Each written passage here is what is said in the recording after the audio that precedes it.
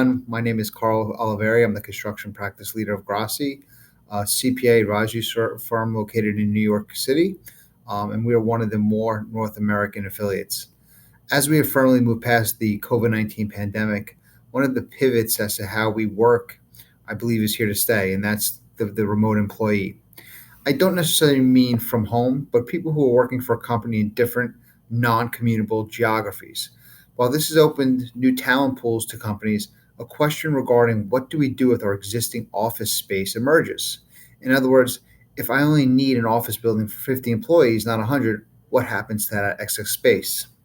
With us today to discuss some of these ideas and potential trends as we look to redefine our space is Brooke McDaniel from the Structure Tone Organization.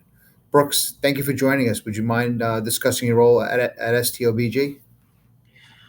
Sure. Thanks for having me. Glad to join you today.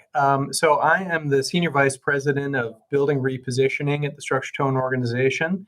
I'm a licensed architect. I've worked at architecture firms and real estate development firms in the past, and I joined the STO Building Group last fall in this current position to help building owners that need to reposition existing assets. The majority of the work that we look at is upgrading existing office buildings from Class B to Class A. But we're also starting to look at converting them to residential use, looking at converting some buildings into lab space, and a few other uses. Great, thank you so much.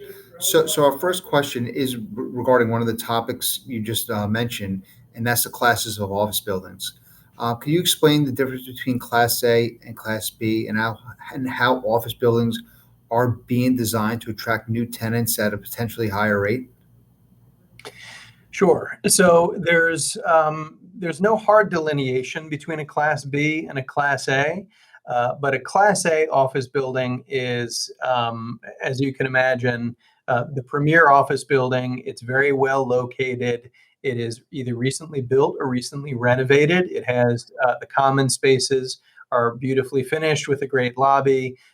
Typically, there are common amenities, which are more and more desirable these days. And the tenant space is good quality tenant space as well. So it's a big floor plate size, typically has good light and air and good views. Class B would be less desirable in all categories. So it would be further away from a major transit hub. Maybe it's a little bit older building stock. It hasn't been recently renovated. The lobby looks a little tired. Either it doesn't have amenities or they're not particularly nicely done. And then maybe the tenant space is less desirable as well in terms of views and light and air. And the last component is the building systems. A Class A is going to have very efficient, top of the line, modern building systems, whereas a Class B would have less efficient, less performance oriented building systems. Thank you for that.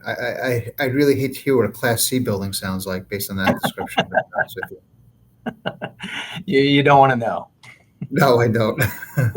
So staying with the office building trend for a moment, as you just mentioned in the introductory comments, the conversation of this excess office space does shift to residential housing. Is this really a viable option?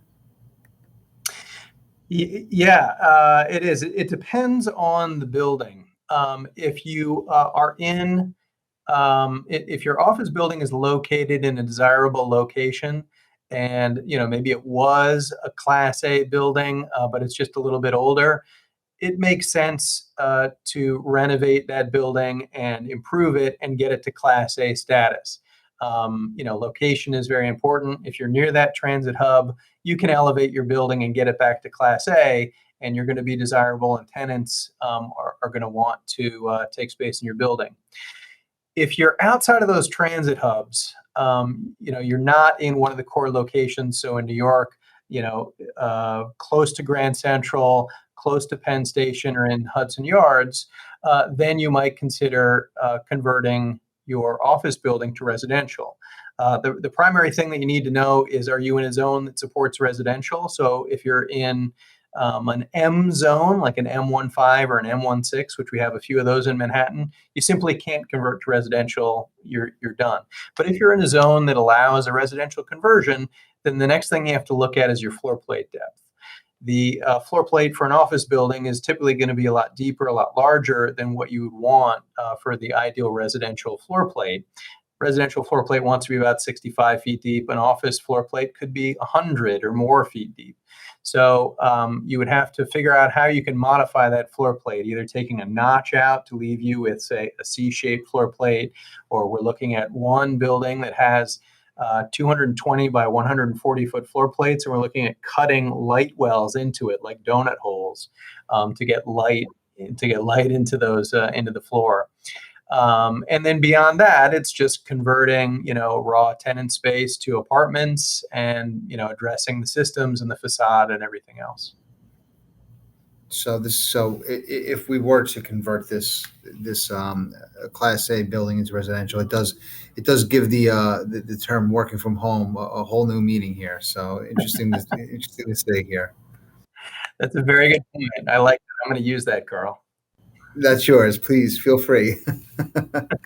Again, going back to introductory comments, we talked about life science labs, and I think the need to develop this type of space is well documented.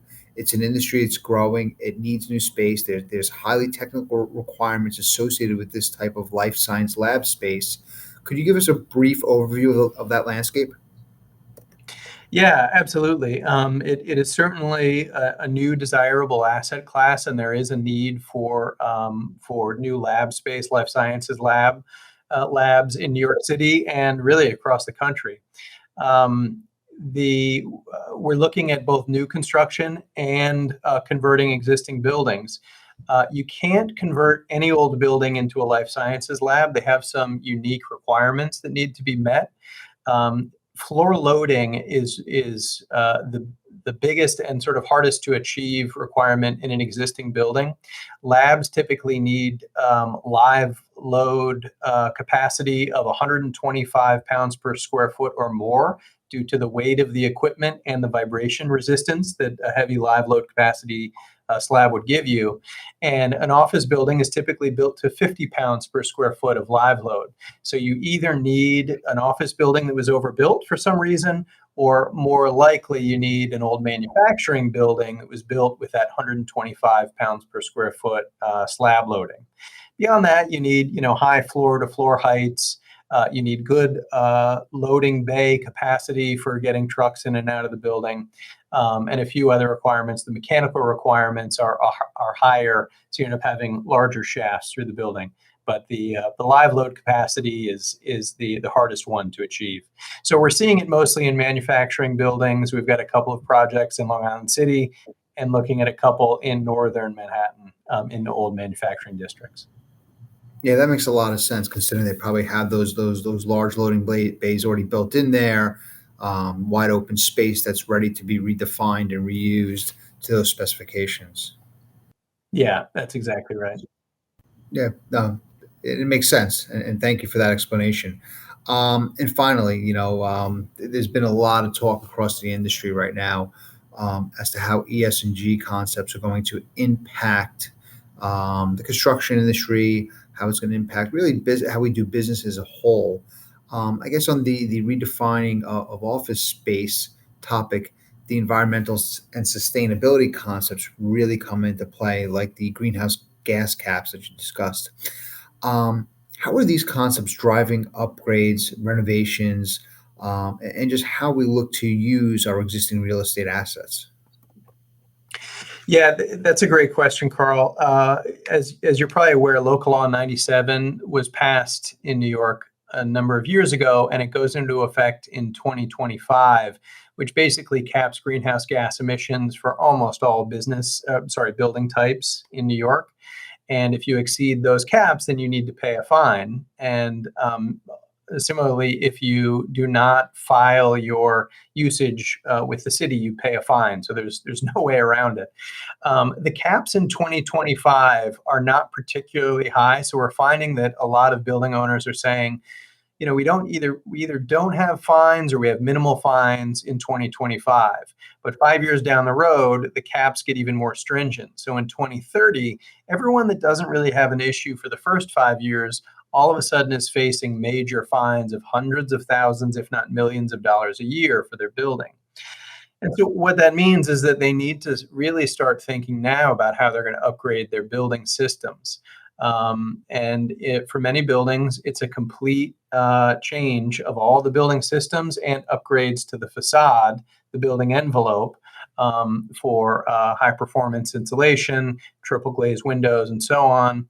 And the state of the art, the gold star system would be all electric heat pumps for heating and cooling, and a DOAS system, dedicated outdoor air system.